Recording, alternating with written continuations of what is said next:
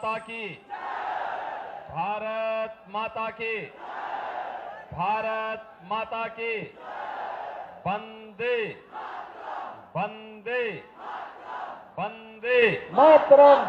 मंच पर उपस्थित लोकप्रिय सांसद, भारतीय जनता पार्टी के सलेमपुर लोकसभा सीट पर प्रत्याशी श्री रविंद्र कुशवाहा जी,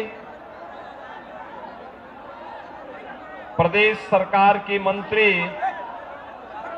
श्रीमती विजय लक्ष्मी गौतम जी, लोकप्रिय विधायक श्री सभा कुंवर जी, जिला पंचायत अध्यक्ष श्री गिरीश चंद्र तिवारी जी, लोकसभा के संयोजक विनोद शंकर दुबे जी, वरिष्ठ नेता राजकुमार शाही जी, अजय उपाध्याय जी, कुंज बिहारी सिंह जी, जयनाथ सिंह जी, जयनाथ कुशवाहा जी, राघवेंद्र वीर विक्रम सिंह जी, दिलीप सिंह बघेल जी, भानु प्रताप सिंह जी, धर्मेंद्र सिंह बघेल जी और भारतीय जनता पार्टी और एनडीए के हमारे सभी पदाधिकारीगण भारी संख्या में सलेमपुर संसदीय सीट पर कमल खिलाने के लिए उत्साह और उमंग से आए हुए मेरे भाटपार रानी क्षेत्र से जुड़े हुए सभी बहनों और भाइयों, देवरा बाबा की इस पावन धरा को, जिसे बाबा राघवदास जी ने अपने क्रांतिकारी अभियान के साथ आगे बढ़ाने का कार्य किया था, इस पावन धरा को मैं कोटि कोटि नमन करता हूं। बहनों और भाइयों, मैं आप सबका हृदय से स्वागत करता हूं, अभिनंदन करता हूं। इतनी भीषण गर्मी, टेम्परेचर प्रदेश के कुछ जिलों में 48 तक पहुंच गया है और यहां पर चुनाव की गर्मी पहले से थी और प्रकृति की गर्मी भी बाहर ये दिख रही है, लेकिन आपका उत्साह हमको आनंदित करता है।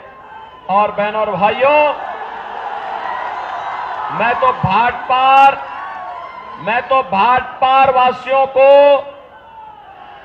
इस बात के लिए आश्वासन देने के लिए आया हूं कि आप भाजपा के लिए जो पसीना बहा रहे हैं, भाजपा की डबल इंजन सरकार इसके लिए आपका विकास करवा करके, आपका सम्मान बढ़ा करके इस कर्ज को चुकाने का काम करेगी।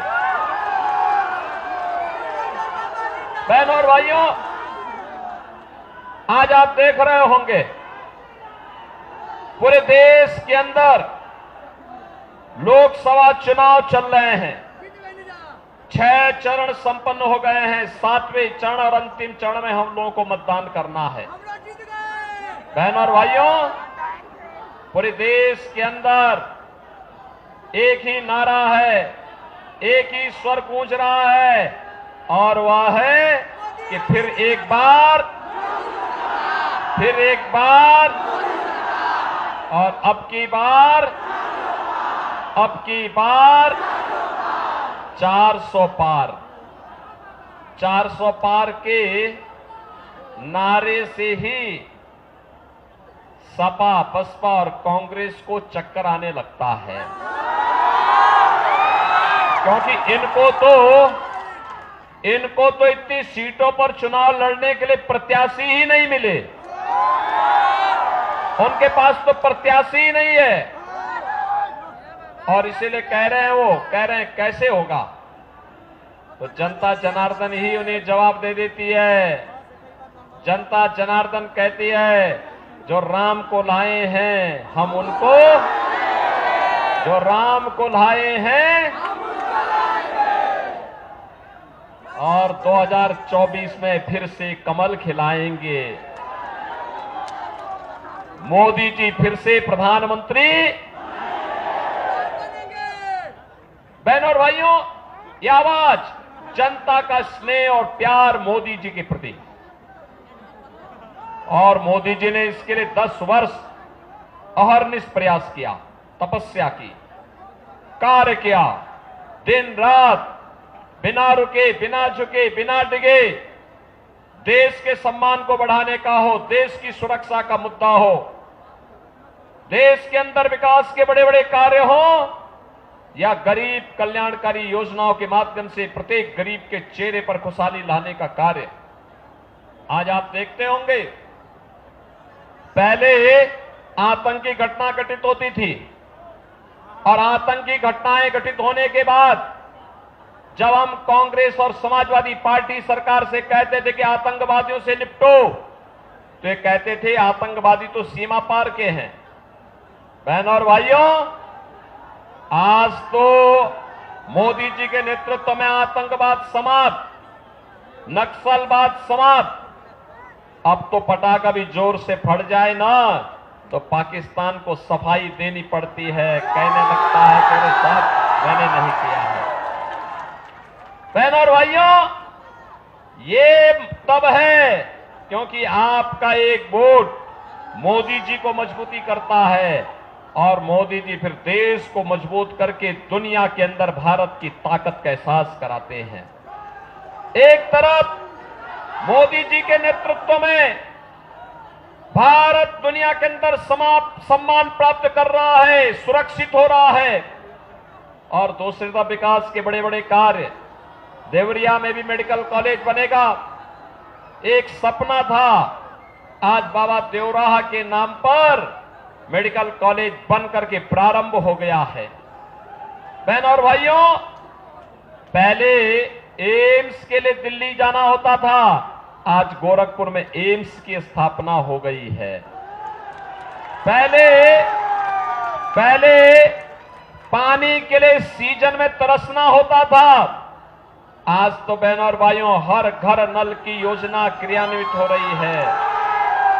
पहले इंसेफ्लाइटिस से मरीजों, नवजात बच्चों की मौतें होती थी, आज हमने जैसे माफिया समाप्त किए वैसे ही इंसेफ्लाइटिस की 9 की बीमारी को पूरी तरह समाप्त करके यहां के मासूमों को बचाने का काम भी किया है। बड़े बड़े कार्य हो रहे हैं, हाईवे बन रहे हैं, 2 लेन, 4 लेन, 6 लेन, 12 लेन के हाईवे, वंदे भारत, अमृत भारत और नमो भारत के नाम पे ट्रेन चल रही है। विकास के बड़े बड़े कार्य नए भारत की पहचान बन रहे हैं। और गरीबों के लिए याद करिए, ये समाजवादी पार्टी की सरकार थी, समाजवादी पार्टी की सरकार थी, गरीब भूख से मरता था, उपचार के भाव में दम तोड़ता था, रसोई गैस नहीं मिल पाती थी, गरीब बरसात में और सर्दी में ठिठुरने के लिए मजबूर होता था। आज बहनों और भाइयों, 80 करोड़ लोगों को भारत फ्री में राशन दे रहा है, 60 करोड़ लोगों को प्रतिवर्ष 5 लाख रुपए का मुफ्त में स्वास्थ्य का उपचार की सुविधा दे रही है। 12 करोड़ किसानों को किसान सम्मान निधि, 12 करोड़ घरों में शौचालय का निर्माण, 10 करोड़ गरीबों के घर में उज्ज्वला योजना का कनेक्शन, और 4 करोड़ गरीबों के लिए प्रधानमंत्री मोदी जी ने आवास बनाए हैं। बहनों और भाइयों, मोदी जी की घोषणा है 4 जून को जब फिर एक बार मोदी सरकार बनेगी तो 70 वर्ष से ऊपर के प्रत्येक व्यक्ति के लिए फ्री में 5 लाख रुपए प्रतिवर्ष का आयुष्मान का कार्ड उपलब्ध करवाएंगे। मोदी जी की घोषणा है कि 4 जून को जब फिर एक बार भाजपा की सरकार बनेगी, मोदी सरकार बनेगी, तो बचे हुए गरीबों के मकान भी बन जाएंगे। मोदी जी ने कहा है भारत में विरासत भी रहेगी, भारत में विकास भी होगा, और उसी का परिणाम है अयोध्या में रामलला का भव्य मंदिर का निर्माण भी हो गया है। बहनों भाइयों, एक तरफ विरासत भी और विकास भी, सुरक्षा भी, सम्मान भी, गरीबों का उत्थान भी, और दूसरी तरफ समाजवादी पार्टी और कांग्रेस का गठबंधन है। आप देख रहे होंगे ये माफियाओं के सरपरस्त हैं, अपराधियों को गले का हार बनाते हैं। कोई भी माफिया हो, खनन माफिया, भू माफिया, पशु माफिया, ये सभी माफिया समाजवादी पार्टी से जुड़े हुए हैं। और बहनों और भाइयों, इनके समय में दंगे होते थे। याद करिए इसी भाटपार में कैसे दंगा करके निर्दोष हिंदुओं को बंद कर दिया था। हिंदुओं की झोपड़ियां जलाई गई थी। तब मैं सांसद था, मैं आया था यहां पे, मैंने जेल से छुड़ाने का काम किया था उन लोगों को। हमने कहा ये नहीं होने पाएगा, और अगर कोई निर्दोष हिंदुओं को छेड़ेगा तो फिर बड़ा आंदोलन होगा।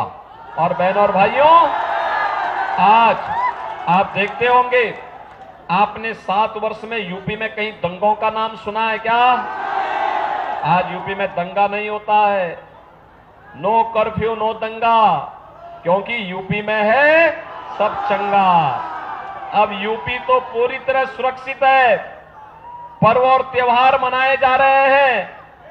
अयोध्या में आप जाएंगे तो आपको अयोध्या ऐसे लगेगी जैसे प्रभु राम लला की समय की अयोध्या फिर से आ गई है। भव्य अयोध्या, दिव्य अयोध्या के दर्शन होंगे। बहनों और भाइयों, एक तरफ भारतीय जनता पार्टी इसके लिए कार्य कर रही है, और दूसरी तरफ ये समाजवादी पार्टी और कांग्रेस के लोग क्या कह रहे हैं? ये कह रहे हैं कि अगर सत्ता में आए, ये कहते हैं सत्ता में आएंगे तो पर्सनल लॉ लागू करेंगे। पर्सनल लॉ का मतलब जानते हैं आप? पर्सनल लॉ का मतलब तालिबानी शासन। तालिबानी शासन का मतलब बेटी स्कूल नहीं जा सकती, महिलाएं ऑफिस और बाजार नहीं जा पाएंगी। ये कांग्रेस और समाजवादी पार्टी भारत का तालिबानीकरण करना चाहती है, और भारतीय जनता पार्टी घोषणा करती है भारत की व्यवस्था बाबा साहब भीमराव अंबेडकर के द्वारा बनाए गए संविधान से चलेगी। भारत की व्यवस्था किसी शरिया कानून से नहीं चल सकती है।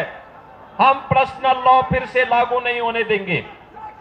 इनका घोषणा पत्र, समाजवादी पार्टी और कांग्रेस का घोषणा पत्र कहता है कि सत्ता में आएंगे तो वरासत टैक्स लगाएंगे। आप वरासत टैक्स के बारे में जानते हैं बहनों और भाइयों? वरासत टैक्स होता है, ये अमेरिका में लगता है। अमेरिका में संयुक्त परिवारों की परंपरा ना के बराबर है। हमारे यहां तो संयुक्त परिवार हैं, बाबा भी, दादी भी, मां भी, पिता भी, सब एक परिवार में एक साथ रहते हैं। लेकिन वहां पर ये परंपरा बहुत कम है। बहनों और भाइयों, हमारे यहां अगर बाप दादों ने कोई संपत्ति अर्जित की है तो अपने आप ही वह पुत्र के नाम पर आ जाती है। लेकिन कांग्रेस कहती है, समाजवादी पार्टी कहती है कि अगर सत्ता में आए तो सत्ता में आने पर वह वरासत टैक्स लगाएगी। वरासत टैक्स का मतलब आधी प्रॉपर्टी ये लोग ले लेंगे, और फिर उस प्रॉपर्टी में जैसे 4 घर का कमरे का कोई घर है, आपके ग्रैंडफादर ने, आपके दादा ने बना के दिया है। अब ये क्या कहेंगे? कहेंगे कि ये 4 घर का है, आधा घर आपको, यानी 2 कमरे आपको वरासत टैक्स में वापस करने पड़ेंगे। और फिर वहां पर किसी पाकिस्तानी, किसी बांग्लादेशी, किसी अफगानिस्तानी मुसलमान को बसा देंगे। क्या आप इसको स्वीकार करेंगे? क्या स्वीकार करेंगे क्या? बहनों और भाइयों, ये सपा और कांग्रेस का वरासत टैक्स, ये औरंगजेब का जजिया कर है। औरंगजेब मुगलों का सबसे क्रूर बादशाह हुआ था। उसने काशी में भगवान विश्वनाथ के मंदिर को क्षतिग्रस्त किया था। उसने मथुरा में भगवान कृष्ण की जन्मभूमि के मंदिर को क्षतिग्रस्त किया था। उसने हिंदुओं पे जजिया कर लगाया था और जजिया कर लगा करके उसने हिंदुओं से कहा था जजिया कर दो नहीं तो मुसलमान बनो। आज ये औरंगजेब की आत्मा कांग्रेस के अंदर घुस चुकी है, समाजवादी पार्टी के अंदर घुस गई है। बहनों और भाइयों, कोई शरीफ मुसलमान भी अपने पुत्र का नाम औरंगजेब नहीं रखता, क्योंकि औरंगजेब ने पहले अपने भाई की हत्या की, फिर अपने बाप को जेल के अंदर बंद कर दिया था। बहनों और भाइयों, औरंगजेब का बाप शाहजहां कहता है अपने पुत्र के बारे में कि तुझ जैसा कमबख्त पुत्र किसी को पैदा न हो। तूने जीते जी मुझे एक एक बूंद पानी के लिए तरसाया है। इससे अच्छे तो हिंदू हैं, अपने बड़े बुजुर्गों का सम्मान करते हैं और मरने पर उनको श्राद्ध और तर्पण के माध्यम से जल देने का काम करते हैं। बहनों और भाइयों, ये औरंगजेब की आत्मा ये समाजवादी पार्टी और कांग्रेस के अंदर घुस गई है। हमें औरंगजेब को फिर से जिंदा नहीं होने देना है और इसीलिए मैं आज आपके पास आया हूं। इसीलिए हम लोग आए हैं। इस जितने भी लोग हैं, कांग्रेस, समाजवादी पार्टी, बहुजन समाजवादी पार्टी, ये लोग भारत के मूल्य और आदर्शों के विरुद्ध आचरण कर रहे हैं, भारत की आस्था के साथ खिलवाड़ कर रहे हैं, भारत की सुरक्षा के साथ खिलवाड़ कर रहे हैं। और इसीलिए मेरी आप सबसे अपील है, श्री रविंद्र कुशवाहा आपके लोकप्रिय सांसद हैं, सवा कुंवर उनके साथ में विधायक हैं, श्रीमती विजय लक्ष्मी गौतम सलेमपुर से विधायक भी है और साथ साथ प्रदेश सरकार की मंत्री भी है। और मेरी आप सबसे अपील होगी, आपका आशीर्वाद एक बार फिर से कमल चुनाव चिन्ह पर रविंद्र कुशवाहा को प्राप्त हो। बहन और भाइयों, रविंद्र कुशवाहा को जो वोट आपका मिलेगा, जो वोट आपका रविंद्र कुशवाहा को प्राप्त होगा कमल चुनाव चिन्ह पर, वह वोट सीधे मोदी जी के पास जाएगा और फिर एक बार मोदी सरकार बनाने में योगदान देगा। बनाएंगे, बनाएंगे। भाई वो बेटी, वो एक बच्ची है, वो फोटो लेके खड़ी है, उसको अंदर यहां मंच से बुला दो।